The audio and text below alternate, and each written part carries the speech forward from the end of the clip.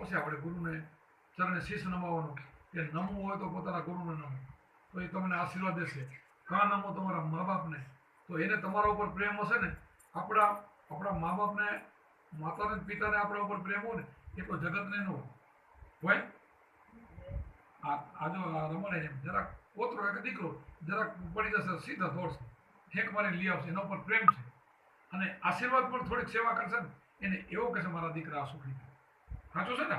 બીજાના છોકરાને તમે એટલું બધું નહીં કહો, આને તમે એટલું બધું કહેશો.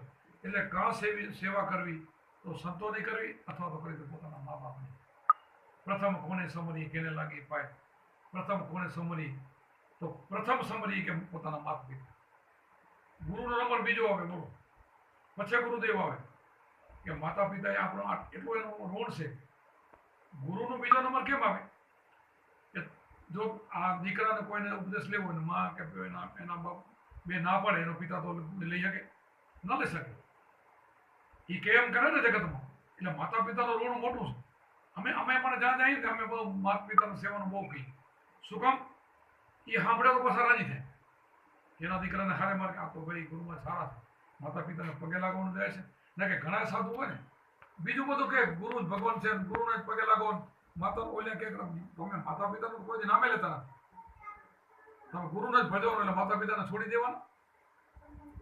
અમે આ બધું વણી જ્યાં જાય ને સત્સંગમાં તો થોડું ઘણું માતા પિતાનું મૂકીએ કે ભાઈ પ્રથમ એને પગે લાગો, એનું આપણા ઉપર ઘણું ઋણ છે. અને પછી ગુરુદેવ, અને પછી આપણે ગુરુદેવને શરણે જઈએ અને પછી આપણે તન મન ધન અર્પણ કરી દઈએ.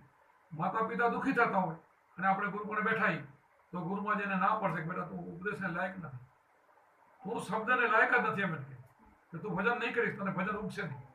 એટલે પહેલાં માતા પિતાના આશીર્વાદ, પછી ગુરુના આશીર્વાદ, પછી ભગવાન તો પ્રગટ થવા બેઠો જ છે. એ તો મેં ધનરાત કરે જ છે. તમે આમ શબ્દ લીધો ને ધ્યાન ધર્યું એટલે એની જાગૃતિ થઈ. તમારો ભાવ જોઈ આવા આપણા આ સંતોનું બધાનું કેવું છે, આપણા શાસ્ત્રોનું કેવું છે, આપણી રામાયણ ગીતા હોય, ભાગવત હોય, પુરાણ હોય, બધાનો મત એ છે કે માતા પિતાના પહેલાં સેવા કરો, પછી તમે ગુરુને શરણે જાઓ. પછી બીજા કોઈ બી સંત હોય ને એની અવગણના ન કરો. બીજા સંત હોય ને તમારા ગુરુમાં જ ઘણા બધાથી હારા હોય.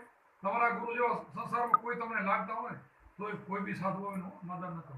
ઘરે આવે ને આશરે આવે ને ખવડાવું પીવડાવું 5 પૈસા દક્ષિણા દેવી આવું બધું કરું અને એને આ તો કાંઈ જાણતો નથી આમ છે તેમ છે એ હું કરવું નહીં. હું તો તમને ત્યાં સુધી કહું છું કોઈ માણસને કટુ વચન બોલવું નહીં.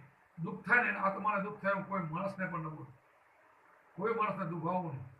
એ કાંઈ ન જાણતો હોય ને તમે વિચાર કરો, અમે આટલા ગામડા ફર્યા હશો તો અમને કેવા સાધુન બાવાન માથા કૂટ્યા કે દુઃખદાયી નહીં ભટકાતા હોય, પણ કોઈથી હજી સુધી મારે બોલાચાલી નથી તો કોઈથી વિવાદ થયો. બધાએ મને પગે લાગીને પછી જાય. જે બાજુ બેઠા હોય ને બધા એમ પગે પડીને જાય. ગમે એવા મહાન હોય ને તો એકવાર મને નમસ્કાર કરે, ના બાપુ બરાબર. અને નકર જરાક તમે ઝઘડો માંડો કે ભાઈ તને ખબર હોય આ કહી દે લે, હવે એને આવડતું નથી એટલે માઠું લાગે. સમજી ગયા ને? એને આવડતું ન હોય તો પણ એને માઠું લાગે. આપણે એને પ્રશ્ન પૂછીએ ને એટલે એને દુઃખ લાગે. એટલે એને આનંદ થાય વાત કરવાનો કેવો થોડોક સત્સંગ કરો. આપણે આનું શું થાય એમ કોઈ પ્રશ્ન ન કરો. કાલે જ અમારે એક પ્રજાપતિ બીજા એક ભાઈનો શિષ્ય હતો અને મને કહે બાપુ આ તમારે ઓળખો બહુ કઠિન છે. વાતો તો બધાએ કરે કે ભક્તિની વાતો સૌ જણ લાવે એનો ભેદ કોઈક વિરલા પાવે. કે મને કે આનો ભેદ તો બાપુ કોઈક વિરલા જ પામી શકે. સાચી વાત છે. આ તો સિંહણનું દૂધ છે, હોનાના પાત્રા મળે. હું એને ટેકો દેતો ગયો, મેં એમ કાંઈ કીધું નહીં. પછી મેં ભાઈને કીધું થોડોક સત્સંગ કર. તો સત્સંગમાં ગોટા વાળ્યા બધાને ખબર પડી કે આ ખોટો છે. હવે એને આવડતું ન હોય તો મને બોલી જાય. બોલું પોતાને કાંઈ આવડતું ન હોય ને તો ભૂવો કરી દે અને પછી આપણે સત્સંગનું કહીએ એટલે એમાં જેવું એની ઉઘાડ થઈ જાય. પછી એ માર્ગ ઉપર જે વાત હાલતી હોય ને એના ઉપર બોલી નાખે. આપણા શિષ્યો બહુ પાકા. હું કોઈ દી કોઈનાથી માથાકૂટ કરું જ નહીં. અને એ સમજી ગયો ને એ શાંતિથી બેસી ગયો. અને વાતે સાચી છે. આત્માને ઓળખો કઠણ તો છે ને, જો હાથમાં આવે એવો તો છે નહીં. અને આત્માથી જે કામ થાય એ ઉપરથી કદાચ રામકૃષ્ણ આવીને ઉતરે ને તોય તમારું કામ ના થાય. એ આત્માથી થાય, એ ગુરુથી થાય. બધા ભગવાન તમને દર્શન દઈને ભાગી જાય તો એ મુક્તિ ન મળે, ગુરુથી મુક્તિ થાય. શું કામ? કે એ આવી ગયા વાર આત્માનો ઓળખાવે. તમે કૃષ્ણના દર્શન કરો અને પછી આકાશમાં ઉડી જાય તો તમારું આંખ પવિત્ર થઈ, મન પવિત્ર થયું એટલું જ. પણ એ શબ્દ નથી. આત્માને કાં ઓળખી ન કરવી જાય. આત્માને ઓળખ્યા વિના લક્ષ્ય ન મળે. તો એ કદાચ આવે ને તો એનાથી કામ નથી થતું. હું ઘણાને કહું કે કદાચ આવે હાલો અને ગદા પદ્માને બધું લઈને કૃષ્ણ ઉભા રહે, રામ ધનુષમાં લઈને ઉભા રહે, કોઈ બીજા ભગવાન આવીને ઉભા રહે તો તમારું શું કલ્યાણ થઈ જાય?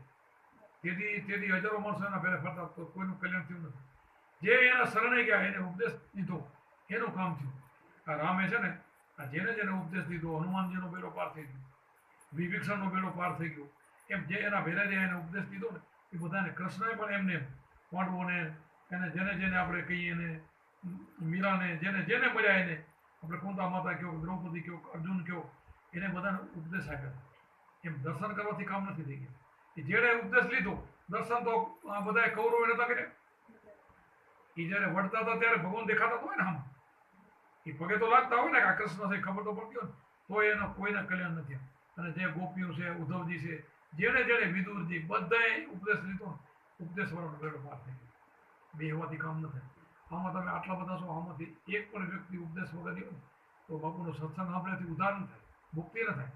એક ફળ મળે, દર્શન લે ને એટલે કાન પવિત્ર થયા અને મન પવિત્ર થયું, દર્શન કરે એટલું પુણ્ય મળે.